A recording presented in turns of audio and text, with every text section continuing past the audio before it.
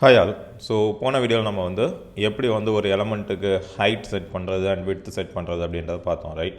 So இங்கே பார்த்தீங்கன்னா தெரியும், நம்ம வந்து அவுட்லைன், மார்ஜின் எல்லாமே நம்ம பார்த்துருக்கோம். ஸோ இந்த வீடியோவில் நம்ம என்ன பண்ண போகிறோம் அப்படின்னா, எப்படி வந்து ஒரு எலமெண்ட்டுக்கு நம்ம background colour and background image set பண்ணுறது அப்படின்னு பார்க்க போகிறோம். ஓகே, ஸோ நான் இதை ஃபுல்லாகவே டெலீட் பண்ணிடுறேன். ஓகே, ஸோ நம்ம புதுசாகவே சிஎஸ்எஸ் எழுதிக்கலாம்.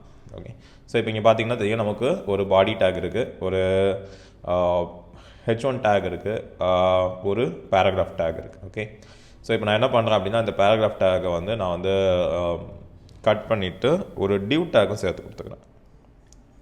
ஸோ இங்கே பேராகிராஃப் க்ளோஸ் பண்ணியிருக்கேன். ஓகே, ஸோ இங்கே வந்து ஒரு டிவ் வச்சு அண்ட் அந்த டிவ்வுக்கு இன்னொரு பேராகிராஃப் கொடுத்துக்கலாம். டிவ். ஓகே, ஸோ இந்த டிவுக்குள்ளே நான் இந்த பேராகிராஃப் அப்படியே கட் பண்ணி பேஸ்ட் பண்ணிக்கிறேன். ஓகே, கட் பண்ணியாச்சு. இந்த டிவுக்குள்ளே நம்ம இன்னொரு பேராகிராஃப் டேக் கொடுக்குறேன். ஓகே, இதுக்குள்ளே நான் இந்த கண்டென்ட்டை பேஸ்ட் பண்ணிக்கிறேன். சரியா? ஸோ இப்போ நீங்கள் பார்த்தீங்கன்னா தெரியும், நமக்கு 3 டேக் இருக்குது. ஒரு பாடி டேக் ஃபுல்லாக இருக்குது, அடுத்து வந்து ஒரு ஹெடர் டேக் H1 டேக் இருக்குது, அடுத்து பேராகிராஃப் டேக் இருக்குது, அடுத்து டிவ் டேக் உள்ள ஒரு பேராகிராஃப் டேக். ஓகே, ஸோ இப்போ நம்ம என்ன பண்ண போகிறோம் அப்படின்னா, இந்த ஒவ்வொரு எலமெண்ட்டுக்கும் நம்ம வந்து பேக்ரவுண்ட் கலர் சேஞ்ச் பண்ண போகிறோம். ஓகே, ஃபார் எக்ஸாம்பிள் இப்போ போயிட்டு நான் ஃபஸ்ட்டு பாடியோட பேக்ரவுண்ட் கலர் சேஞ்ச் பண்ணுறேன். ஓகே, ஸோ பாடிக்கு வந்து பாடியோட பேக்ரவுண்ட் கலர் சேஞ்ச் பண்ணோம் அப்படின்னா, ஸோ பேக்ரவுண்ட் கலர் அப்படின்னு சொல்லிட்டு நம்ம என்ன கொடுக்கலாம், இந்த ஆன்டிக் ஒயிட் கொடுக்கலாமா?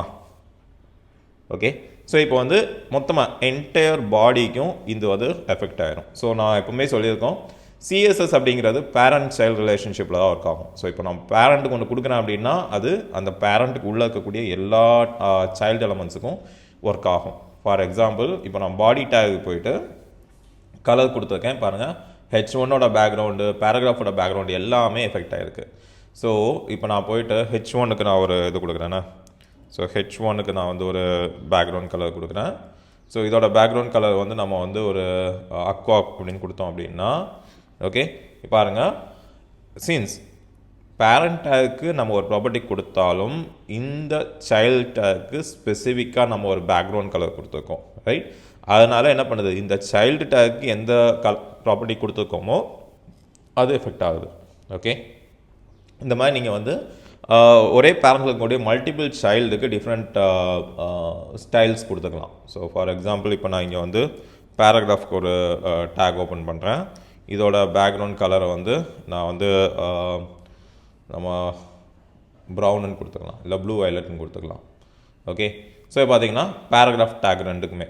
ஓகே, ஸோ இங்கே பார்த்தீங்கன்னா தெரியும், நம்ம பி அப்படின்னு சொல்லி டிஃபைன் பண்ணியிருக்கோம். இங்கே ரெண்டு இடத்துலையுமே பி டேக் தான் கொடுத்துருக்கோம். ஸோ அதனால தான் நான் வந்து டிவுக்குள்ளே ஒரு பி டேக்கும் சேர்த்து வச்சேன். ஓகே, ஸோ இங்கே பார்த்தீங்கன்னா 2 பேராகிராஃப் டேக் இருக்குது. இந்த 2 டேக்குமே சேர்த்து என்ன பண்ணுது, உங்களுக்கு வந்து இந்த சிஎஸ்எஸ்ஸை எடுத்துக்குது. ஏன்னா நம்ம பி அப்படின்னு சொல்லிட்டு டேக் வச்சு டிஃபைன் பண்ணியிருக்கோம். ஓகே, இல்லை எனக்கு வந்து ஐடி வச்சு வேணும் அப்படின்னா, இங்கே வந்து நம்ம ஆல்ஃபா அப்படின்னு சொல்லிட்டு ஐடி கொடுத்துருக்கோம், ரைட்?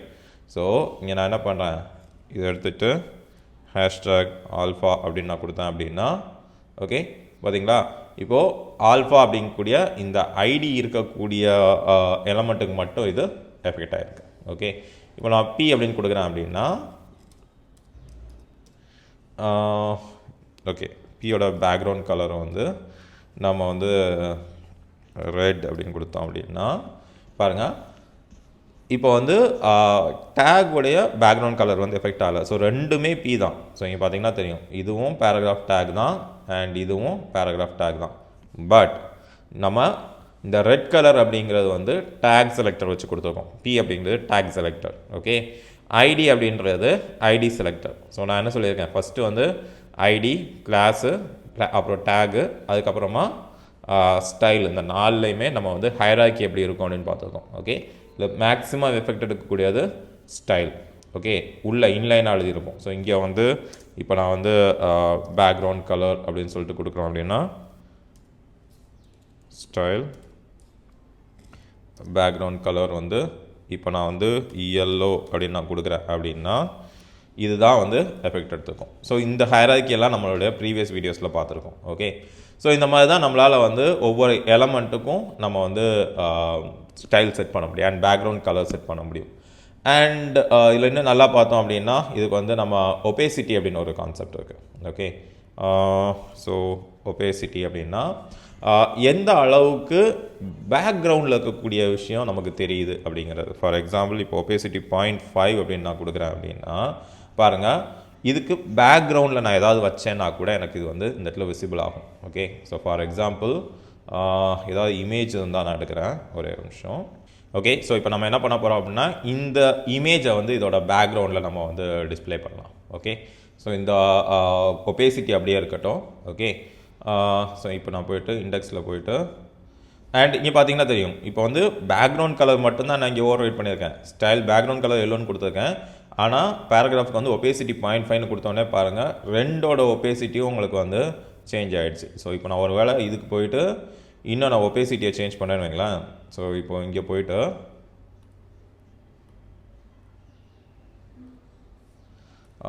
எல்லோ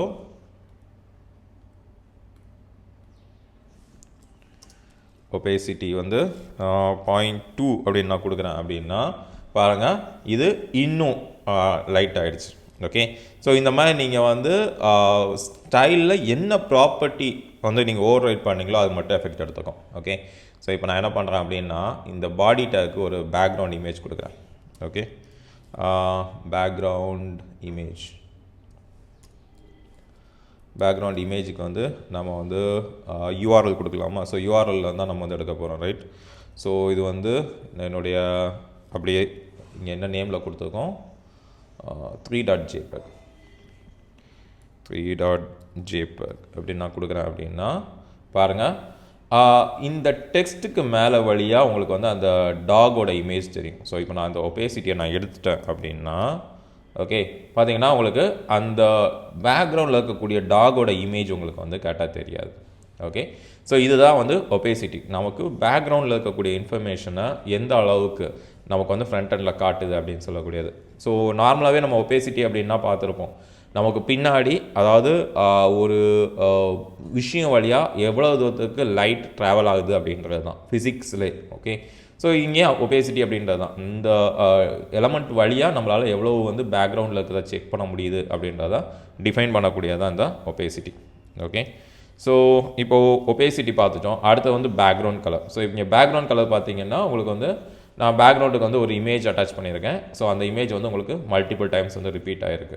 சரி, ஓகே, எனக்கு இந்த மாதிரி மல்டிபிள் டைம்ஸ் ரிப்பீட் ஆக வேண்டாம், ஒரு டைம் மட்டும் நீ ரிப்பீட் பண்ணால் போதும் அப்படின்னா நான் பேக்ரவுண்ட் ரிப்பீட் அப்படின்ற இந்த ஆப்ஷனை வந்து நோ ரிப்பீட் அப்படின்னு நான் கொடுக்கணும். ஸோ இப்போ நோ ரிப்பீட் அப்படின்னு கொடுத்துட்டோம் அப்படின்னா ஓகே இங்கே வந்து 2 கோலன் கொடுத்துருக்கோம். ஓகே, ஸோ இப்போ வந்து இந்த இமேஜ் வந்து உங்களுக்கு ரிப்பீட் ஆகாது. ஓகே, ஸோ இதே மாதிரி தான் இப்போ நான் இமேஜ் வந்து ரிப்பீட் ஆகலை. இப்போ நான் என்ன சொல்கிறேன் அப்படின்னா எனக்கு வந்து இதோட லொக்கேஷன் வந்து எனக்கு சேஞ்ச் ஆகணும் அப்படின்னா background position. Okay, background position வந்து இப்போ வந்து இது டாப் லெஃப்டில் இருக்குது, ரைட்? நான் வந்து டாப் அப்படின்னு கொடுக்குறேன். ஓகே, இதோட இமேஜ் வந்து டாப்பில் போயிடும். அதே மாதிரி நான் பாட்டம்னு கொடுக்குறேன். ஓகே, ஸோ இமேஜ் வந்து பாட்டமுக்கு வந்துடும். ஓகே, ஸோ இந்த பாடி எலமெண்ட்டோட பொசிஷனை பேஸ் பண்ணி தான் இந்த இமேஜ் வந்து ஒர்க் ஆகிட்டுருக்கு. ஸோ இப்போ வந்து நான் லெஃப்ட் கொடுக்குறேன். ஓகே, ஸோ இது வந்து இப்போ கீழே உங்களுக்கு கரெக்டாக பார்த்தீங்கன்னா தெரியும், சின்னதாக தான் வந்திருக்கு. ஸோ இப்போது நம்ம என்ன பண்ணலாம் அப்படின்னா இந்த டிவ் எலமெண்ட்டுக்குள்ளே நம்ம வந்து இந்த இமேஜை வைக்கலாம். ஓகே, ஸோ நான் என்ன பண்ணுறேன் அப்படின்னா இங்கே போயிட்டு இந்த டிவ் எலமெண்ட் நம்ம கீழே இங்கே தானே கொடுத்துருக்கோம், இல்லை புதுசாக ஒரு டிவ் நான் க்ரியேட் பண்ணுறேன். ஸோ புதுசாக ஒரு டிவ் க்ரியேட் பண்ணுறேன். இதுக்கு வந்து ஐடி ஈக்குவல் டு div1 அப்படின்னு நான் கொடுக்குறேன். ஓகே, ஸோ இந்த டிவோடைய ஹைட் அண்ட் விட்த்து கொடுக்கலாம். ஸ்டைலில் வந்து ஹைட் வந்து ஒரு 500 அண்ட் விட்த் இது ஒரு 500. ஓகே, அண்ட் இதுக்கு வந்து background colour background colour green. Okay, yellow green கொடுக்கலாம். சரியா? இப்போ வந்து div 1 background image. So div 1 உடைய பேக்ரவுண்ட் இமேஜை வந்து நான் இப்போ சேஞ்ச் பண்ணுறேன். ஸோ இங்கே நம்ம கொடுத்த அதே தான், URL போயிட்டு இங்கே போயிட்டு 3.jpg அப்படின்னு நான் கொடுக்குறேன். ஓகே, ஸோ இப்போ நம்ம என்ன பண்ணியிருக்கோம் அப்படின்னா, ஒரு div எலமெண்ட் ஒன்று க்ரியேட் பண்ணியிருக்கோம். இந்த டிவோடைய பேக்ரவுண்ட் கலரை நான் வந்து எடுத்து விட்டுறேன். ஓகே, ஸோ இப்போ நான் என்ன பண்ண போகிறேன் அப்படின்னா, இந்த டிவோடைய சைஸை வந்து ஒரு 700 by 700 அப்படின்னு நான் கொடுத்துக்கிறேன். ஓகே, இப்போது இதோட இமேஜ் நம்ம வந்து இங்கே கொடுத்துக்கலாம். ஸோ இதை எடுத்துகிட்டு இந்த டிவுக்கு பேக்ரவுண்ட் இமேஜில் வந்து இதை கொடுத்துக்கலாம். ஸோ இப்போ பார்த்திங்கன்னா இந்த டிவுக்குள்ளே இந்த இமேஜ் வந்து மல்டிபிள் டைம்ஸ் ரிப்பீட் ஆகிருக்கு. ஸோ நான் இப்போ என்ன சொல்கிறேன், எனக்கு வந்து நீ ரிப்பீட்லாம் பண்ண வேணாம் அப்படின்னு நான் சொல்கிறேன். ஓகே, போயிட்டு நோ ரிப்பீட் கொடுக்குறோம். ஓகே, ஸோ இப்போ வந்து ஒரே பொசிஷனில் தான் இருக்குது. அண்ட் இங்கே வந்து நான் வந்து இதோட பொசிஷன்ஸை கண்ட்ரோல் பண்ணுறேன். ஓகே, ஸோ இங்கே வந்து லெஃப்ட் அப்படின்னு கொடுத்தேன் அப்படின்னா பாருங்கள், அது வந்து லெஃப்ட் சைடில் வருது. ஸோ அதுவே நான் வந்து இப்போ வந்து ரைட் அப்படின்னு கொடுக்குறேன். ஓகே, ஸோ இப்போ ரைட்டுன்னு கொடுத்தேன் அப்படின்னா ரைட் சைடு. அது மாதிரி இப்போ எனக்கு வந்து இந்த பொசிஷனில் வேணும் அப்படின்னா டாப் லெஃப்ட். ஓகே, சாரி, இது வந்து டாப் லெஃப்ட். ஓகே, ஸோ இதுதான் வந்து அந்த பொசிஷன். ஸோ இப்போ அதுவே வந்து ரைட் ஹேண்ட் சைடில் வேணும் அப்படின்னா டாப் ரைட். ஓகே, ஸோ இப்போ பார்த்தீங்கன்னா ரைட் ஹேண்ட் சைடுக்கு போயிடும். அதே மாதிரி பாட்டமில் வேணும் அப்படின்னாலும் அதே தான். ஸோ இந்த டாப்புக்கு பதிலாக நம்ம பண்ணலாம் bottom. Okay, bottom right, bottom left. Okay, so இந்த மாதிரி நம்மளால் வந்து ஒரு இமேஜோட பொசிஷனை கண்ட்ரோல் பண்ணிக்க முடியும். ஓகே, அண்ட் இதில் இன்னும் ப்ராப்பர்ட்டிஸ் பார்த்தீங்க அப்படின்னா அட்டாச்மெண்ட். ஓகே, ஸோ இப்போ வந்து இதை வந்து நம்ம ஸ்க்ரோல் பண்ணுறோன்னு வைங்களேன். ஸோ இங்கே போய்ட்டு நான் இப்போ index.html கண்டென்ட்லாம் கொடுக்குறேன். ஸோ இப்போ பார்த்தீங்கன்னா தெரியும், இது வந்து இப்போது ஸ்க்ரோல் பண்ணும்போது இந்த இமேஜ் வந்து உங்களுக்கு ஸ்க்ரோல் ஆகிடும். கரெக்டாக? ஸோ இது டிவுக்குள்ளே இருக்கனால ஸ்க்ரோல் ஆகுது. இப்போ நான் என்ன பண்ணுறேன் அப்படின்னா, இந்த இமேஜை தூக்கி நான் வந்து வெளியே கொண்டு வரேன். ஓகே, ஸோ இப்போ இங்கே வந்து இது எல்லாத்தையும் அப்படியே நான் கட் பண்ணிக்கிறேன். ஓகே, ஸோ டிவுக்குள்ளே கொஞ்சம் ஈஸியாக தெரியும் அப்படின்றதுனால நான் வந்து டிவுக்குள்ளே கொடுத்துருக்கேன். ஓகே, ஸோ index.html போயிட்டு இதை நான் எடுத்து விட்றேன். ஓகே, ஸோ இப்போ பார்த்தீங்கன்னா இமேஜ் வந்து கீழே இருக்குது. ஸோ இதுக்கு அந்த டிவுக்கு ஒரு ஒபேசிட்டி ஒன்று எழுதிக்கலாம். Okay, Ctrl+X Ctrl+V. Okay, so இப்போ வந்து இமேஜ் கீழே இருக்குது. நான் என்ன பண்ணுறேன் அப்படின்னா இமேஜை வந்து டாப் ரைட்டுக்கு கொண்டு வந்துக்கலாம். ஓகே, இல்லை டாப் லெஃப்ட்டுக்கு கொண்டு வந்துக்கலாம். ஓகே, டாப் லெஃப்ட்டுக்கு நான் கொண்டு வந்தேன். ஸோ இப்போ வந்து இமேஜ் இங்கே இருக்குது. ரைட்? ஸோ இப்போ நான் இதை வந்து ஸ்க்ரோல் பண்ணுறேன் அப்படின்னா, ஸோ இப்போ நான் இன்னொரு டிவ் போட்டுக்கிறேன். அப்போ நமக்கு வந்து ஸ்க்ரோலிங் ஆப்ஷனுக்கு வந்து உங்களுக்கு பாசிபிலிட்டி இருக்கும். ஓகே, இப்போ நான் வந்து சேவ் பண்ணுறேன். இப்போ நான் இதை வந்து ஸ்க்ரோல் பண்ணுறேன் அப்படின்னா பாருங்கள், அந்த இமேஜ் வந்து ஸ்க்ரோல் ஆகி போயிடும். ரைட்? இல்லை எனக்கு இந்த மாதிரி ஸ்க்ரோல் ஆகி போக வேண்டாம் அப்படின்னா நீங்கள் என்ன பண்ணலாம் அப்படின்னா, பேக்ரவுண்ட் அட்டாச்மெண்ட்னு ஒன்று இருக்குது. ஸோ பேக்ரவுண்ட் அட்டாச்மெண்ட் அப்படின்னு சொல்லிட்டு, ஸோ இந்த பேக்ரவுண்ட் அட்டாச்மெண்ட்டை வந்து நீங்கள் வந்து ஸ்க்ரோல் அப்படின்னு நீங்கள் கொடுத்தீங்கன்னு வைங்களேன். ஸோ இப்போ நம்ம ஸ்க்ரோல் பண்ணும்போது அந்த பேக்ரவுண்ட் இமேஜ் வந்து ஸ்க்ரோல் ஆகாது. ஓகே, ஸ்க்ரோல் ஆகுது. இப்போ ஃபிக்ஸ்டுன்னு கொடுக்கணும். சாரி, ஸ்க்ரோல்னு கொடுத்தீங்கன்னா ஸ்க்ரோல் ஆகும். ஃபிக்ஸ்டு அப்படின்னு கொடுத்தோம் அப்படின்னா ஓகே, இப்போ நம்ம ஸ்க்ரோல் பண்ண ட்ரை பண்ணும்போது அந்த இமேஜ் ஸ்க்ரோல் ஆகாது, அது அப்படியே இருக்கும். ஸோ நம்ம நிறைய வெப்சைட்ஸை பார்த்துருப்போம். நீங்கள் லோட் பண்ணும்போது இந்த மாதிரி வந்து ஃப்ரண்ட் எண்டில் இருக்கிறது மட்டும் ஸ்க்ரோல் ஆகும், பேக் எண்டில் வந்து இமேஜஸ் அது பாட்டுக்கு கேலரியில் ரன் ஆகிக்கிட்டே இருக்கும். அது வந்து எந்த சேஞ்சஸும் இருக்காது. ஸோ அந்த மாதிரி விஷயங்களை நீங்கள் வந்து இந்த மாதிரி பேக்ரவுண்ட் அட்டாச்மெண்ட்டை வந்து ஃபிக்ஸ்டு அப்படின்னு வச்சு கொடுத்துக்கலாம். ஓகே, ஸோ இதுதான் வந்து நமக்கு வந்து ஒரு இமேஜ் அண்டு ஒரு கலரை வந்து ஒரு எலமெண்ட்டுக்கு நம்ம செட் பண்ணக்கூடியது. நீங்கள் எந்த எலமெண்ட்டுக்கு செட் பண்ணாலும் சரி, அந்த எலமெண்ட்டுக்குள்ளே இந்த இமேஜை செட் பண்ண முடியும். ஃபார் எக்ஸாம்பிள், இப்போ நான் இதை எடுத்து இந்த பேராகிராஃப் டேக்கு பேக்ரவுண்டாக கொடுக்குறேன். ஓகே, இது வந்து இந்த ஆல்ஃபா அப்படிங்கிற ஒரு பேராகிராஃப் டேக். ரைட்?